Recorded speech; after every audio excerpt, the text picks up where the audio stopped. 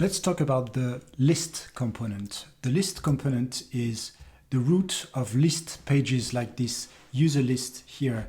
And we're going to talk about this component here.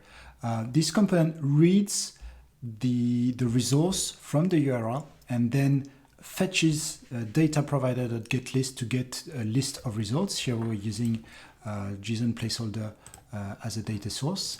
And then it delegates the rendering of the actual page to its child. Here it's a data grid. And we're going to explore a few of the props of this list component.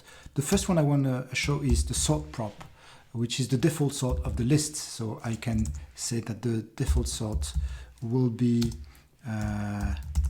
username and the order will be ascending. And here we can see that it changes the default order of the list, and we can say that by default it's the name field, and then it's sorted by the name.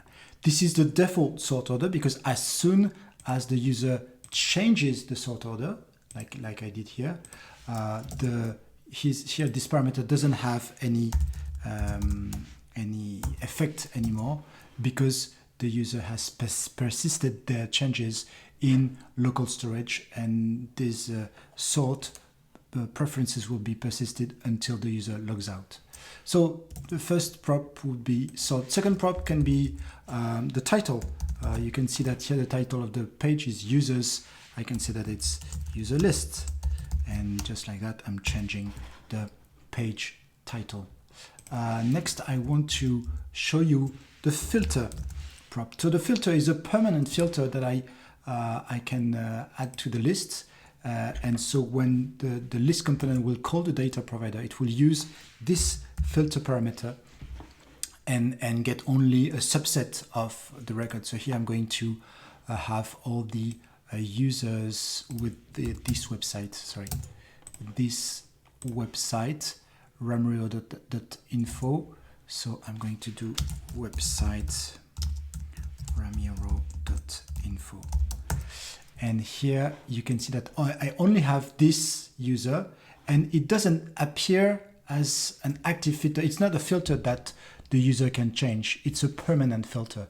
The user is not aware of it, and they cannot change it. So use it, for instance, to create a list or sublist based on a certain criteria. And when I remove the list, then the user sees the entire list. Another type of filter that you may be interested in is the filters that the users control. So these filters list accept another parameter called filters. Remember, the first one was filter. This one is filters, and it's supposed to be an array of inputs. And I'm going to use, for instance, the search input with a source of Q, and I'm going to use a built-in search input of JSON placeholder. And when I add these filters, this adds here a button to the list toolbar where I can add the filter, and it's the Q filter. And here I can, for instance, change for Chelsea. And it's a full text search, but this text filter is so common that we should always show it. So I'm going to put it always on, and the list button, the filter button disappears. There's no more filter to enable or disable. We have this search here, which is always enabled, and so I can search, for instance, for Irvin, and it's search as you type. Okay, so this is the filters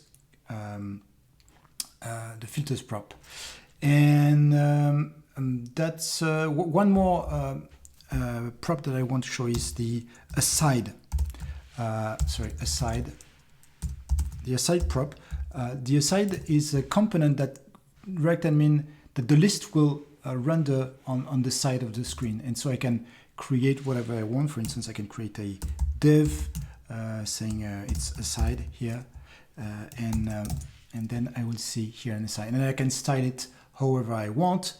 And this is a great way, for instance, to have an edit form in a sidebar, or to have a complementary information for the list. So now let's focus on the most important prop of the user list, and it's children. This here, the child of the list is what determines how the list renders. But we can use something else in that data grid. For instance, we can use simple list.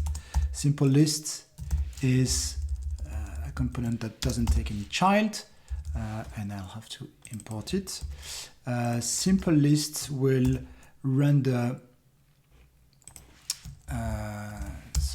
Simple list will render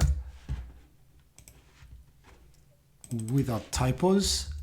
Simple list here.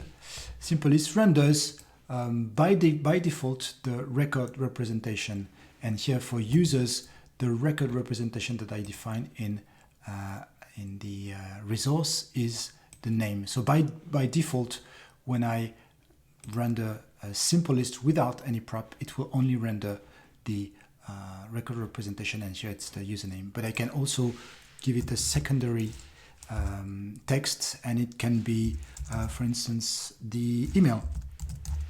And here I have, it's supposed to be the email field, so it's not a string. If I want to use templating, I'll have to use this syntax here, and it's using the user email. Okay, and I can come back to the data grid, so you can change the actual child of list to render the list however you want. And that's about it for the list view.